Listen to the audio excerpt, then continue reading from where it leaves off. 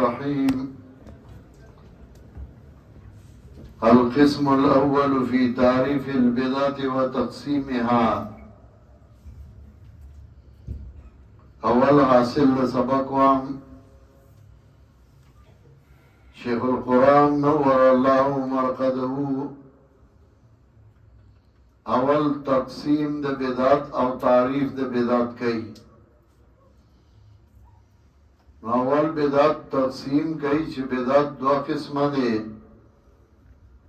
یو لغوی معنی باندې او بل شرعی معنی باندې. په لغت کې بدعت په معنا د اظهار باندې د ظاهرولو باندې، او شریعت کې بدعت احداث فی الدین په دین کې نوې کار. ظاهرول چې دی نو هغه بیا دوه قسمه دي، یو د ښې خبرې ظاهرول او یو د خراب خبرې ظاهرول، د ښه فعل او د خراب فعل. نو بدعت لغوی یعنی بدعت په اعتبار د لغت سره په دوه قسمه دی، یو حسنه او دویم سیئه. یعنی یو د خوشی ظاهرول دی او یو د بد شي ظاهرول دی. حضرت عمر رضی الله تعالی عنہ چې کله په جمع تراویح وکړي، حضرت عمر رضی اللہ تعالی عنہ نعمت البدعت هذه،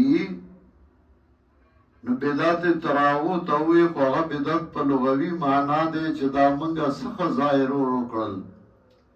خ ظاهر اول مګړل دا هغه کار چې هغه پاتې شوی.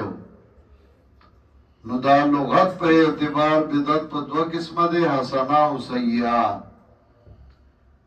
شریعت کې بدعت احداث فی الدین ای کې دو شرط دي، یو چې نوې کاری او دویم چې په دین کې دین وته وي. که نوې کاری او دین وته نه وي نو هغه ته بیا بدعت نه وي.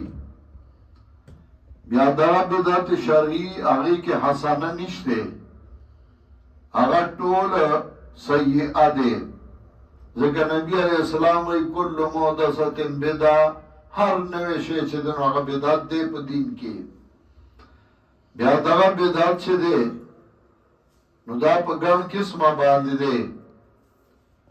یو د بدعت فی الاعتقاد، دویم د بدعت لیکي ما داشته کتاب کې حضور د خلاصه وام. یو د بدعت فی الاعتقاد عقیده کې بدعت، دویم د بدعت فی القول په وینا کې بدعت، دریم د بدعت فی الفعل په کارونو کې بدعت کولو کې، څلورم د بدعت فی الترک په پرېښودلو کې بدعت، چې یو کار پریدي نه کوي او د دې وجنه نه کوي سنت طریقې، او د دې وجنه نه کوي چې وای د دې نه کول ثواب دی، نو دا بدعت فی الترک دی.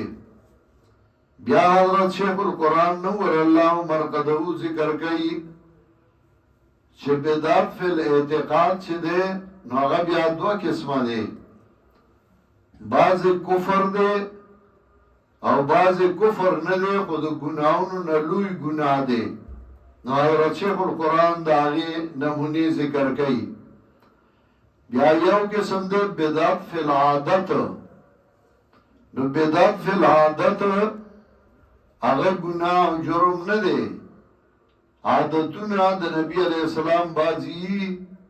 اگر دا عرب و عادتونا و نکائی کے تنوی کار کے نو اگر بیا بدعت ندے. نو حضرت شیخ القرآن اس کتاب کے گو رہی حضرت شیخ وہی القسم الاول فی تعریف البدعت و تقسیمها. اول قسم په تعریف د بدعت کې دی او تقسیم د بدعت کې. تنتظم کلمات الائمه الی ان الاحداث فی الدین، د ټولو ائمه خبره یو کیږي په دې خبره باندې چې بدعت څه ته وایي؟ احداث فی الدین ته، چې په دین کې نوی کار. نو دو شرطه شو، یو چې نوی او دویم چې دین ورته وایي. نو هر هغه شی چې هغه نوی پیدا شو او عقیده نه ساتي د هغې د دین، نو هغه بدعت نه ګرځي. لکه لباس، جامه یو سړي بل شان جوړه کړه، نبی علیہ السلام یو شان و هغه بل شان جوړه کړه، نو دا بدعت نه. نبی علیہ السلام بلنګو او خلقو پرتوګ واچو، نو دا پرتوګ بدعت نه دی. هغه لباسو د نبی علیہ السلام دا هغه یو شان لباسو، زمون بل شان لباس دی او دې تاسو ثواب نه وایي. یګینی پرتوګ کې ثواب دی او بلنګ کې ثواب نشته، نه لباس دی جامه ده. دغه سه پټکي د نبی علیہ السلام لباسو، نو که یو سړی پټکي نه وای ټوپای په سره یو سړی پټکي وای نبی علیہ السلام یو شان والے دی بل شان وای، نو دې تدین نه وای، دا لباس دی. وآلات الدنیا من المعاش، او آلات د دنیا د معاش نه لکه لوښي لرګي شو، والمعاکل او خوراکونه شو، اذا لم یکن منهیا عنها، کله چې د دې نه منع نه کړی شوي،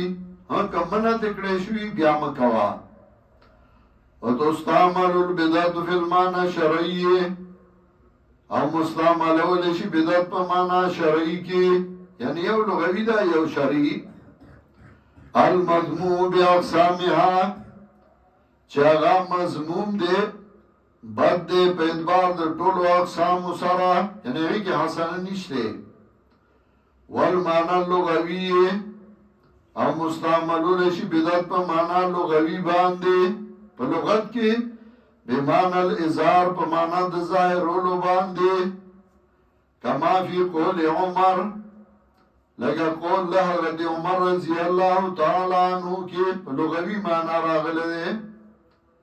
چاوی نعمت البدعة هذه، اے نعمت الاظهار، چې تراوی وکړي په جمع باندې د حضرت عمر رضی الله تعالی عنہ. نو بیا وی نعمت البدعة هذه، دا څخه ظاهرول منګه وکړل د دې طریقې، دا پټه شو نبی علیہ السلام سره ذکر و، بیا پرې خو دی و، یا دیو جن چې فرض نشي، یا دیو جن چې دا الله طرف نه وته ویل شي. بهر حال خو بدعت په معنا د اظهار تراوی نبی علیہ السلام کړی وی، تراوی صحابه کرام وکړي دي، تراوی تابعین وکړي دي، تابعین وکړي او تر دې وخته پورې راغلي دي. جناب رسول الله صلی الله علیه وسلم وی علیکم بسنتی و سنت الخلفاء الراشدین المهدیین، لازم د تاسو باندې زما طریقہ او زما د خلفاء راشدین و مهدیین طریقہ هغه په تاسو لازم ده. نو د خلفاء سنت هغه سنت د جناب رسول الله صلی الله علیه وسلم دی، او دیارلس احادیث سره تراوی ثابت دي. حضرت عمر رضی الله تعالی عنہ صحابه را جمع کړی دي او صحابه تراوی کړی، او دیارلس روایتونه په دې باندې دلالت کوي چې حضرت عمر رضی الله تعالی عنہ کړی دي، او دا فعل هغه سنت دی، د صحابه فعل هغه سنت دی.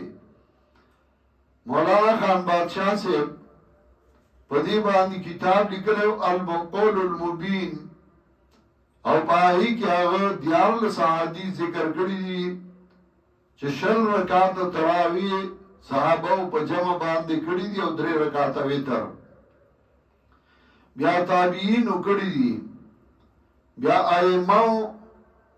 احناف کړی دي، حنابلہ کړی دي، شوافیہ کړی دي،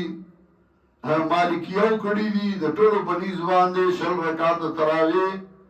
نو دیارلس احادیث په دې باندې دلالت کوي. دا جدا خبره چاته په معلومه چاته نه. لفعل الذي ترك لعارض، حضرت عمر دې تویلو نعمت البدعة هذه، دا څه تویلو لفعل الذي ترك لعارض هغه کار ته چې پرېښودی شوی د وجې د یو عارض نه فالمنقسم الى الحسنة والسيئة نو منقسم فعل چې بدعت دو قسمه ده حسنه او سیئه المعنى اللغوي العام المحدث مطلقا هغه په اعتبار دا معنا لغوي ده چې عامه ده چلنوي شي ته وایي مطلقا نه اوس بدعت شرعي فالبدعت شرعي على شرعية على اقسام بدعت شرعي دا په ګڼ قسمه باندې ده بدعت فی الاعتقاد یو بدعت په عقیده کې لکه انواع الشرک داون بدعت ده او بدعت فی الاعتقاد لکه قبرونه غواړي ګټ په ځان مخي زیارتونه جانډي چاپیرا ګرځي غلافونه پیچي دا ټول بدعت فی الاعتقاد ده و بدعت فی القول بل بدعت فی القول لکه اقوال شرکیه او اوراد مخترعه شرکیه چگه اقوال شرکیه لکه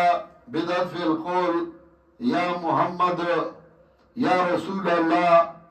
دارنگی اگر دا ځان نے اقوال اوراد جوړ کړی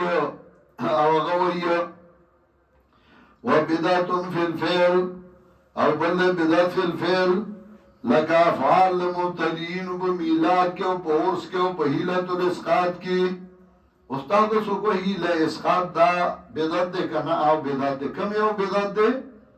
نو تب ورطوای دا بدعت فی الفعل ده و بدعت فی الترک او بل ده بدعت فی الترک لکه افعال ده سنتو اقوال ده سنتو آغا چاگا پری خودشی دو وجد دین گنلونا اندا پری خودلی دین گنی نو سنت طریقه دا دی پریدی او دا پری خودلی دین گنی نو دیتا دا بیا بدعت شو که دین نگنی و ان طریقات کسلن او که پری خودشی دو وجد سستاینا یا دو وقت ضایع کولو دو وجنا یا آغا وجنا چا مشابیوی دی سرد دوائی نفسانیونا فماسیتون دا بیا ماسیت دے چه سنت پریدی خدا پر خودل ثواب نگنی خود سستای دو وجنا دو وغزای کول دو وجنا دو لہو لحب دو وجنا بیا ماسیت دے والبدعت الاعتقادیت بعضها کفرون بدعت اعتقادی بعض کفر دے و بعضها لیست بکفرین بعض کفر ندے لیکن اکبر من کل کبیرت حتی قتل و زنا لیکن دا لوی گناہ دے دا لوی گناہونا تردیچ دا قتل و دا زنانم لوی گناہ دے لیس فوقها الا الكفر ندے دا پاس دا دی مگر کفر ذکا نبی علیہ السلام بعد گناہگار دا پارا شفاعت کی خود بدعتی دا پارا نکی ذکا حدیث کے راضی ورطو انکا لا تدری ما احدثو بعدک ستان رستو دا استاب دین کے نوی کارنا شروع کریو تا تا پتا نشتے بدعات کریو نو نبی علیہ السلام بوئی فسق اللہم سق اللہم سق اللہم اللہ تباہ بربادی کے تباہ بربادی کے چھے زمان پا دین کے نوی کارنا جوڑ کریو اور بدعت پا عبادت کے تا اگر کا کم دے دینا لیکن کولی گناہ دے گمراہی دا لا سیما اذا صادمت سنتا مؤکدتا خصوصا کلچ دا مقابل دا سنت مؤکد راشی و اما البدعت لگا سنت مؤکدہ پا مقابلہ کی راشی بیالوی جرم دے و گناہ دے و اما البدعت فی العادت ہر چیز بدعت پا عادت کی فلیس فی فعلها عصیان ولا ضلال نشته په کولو دای کی گناہ او گمراهی بل ترکها اولا بلکہ پر خود الله غوړ دي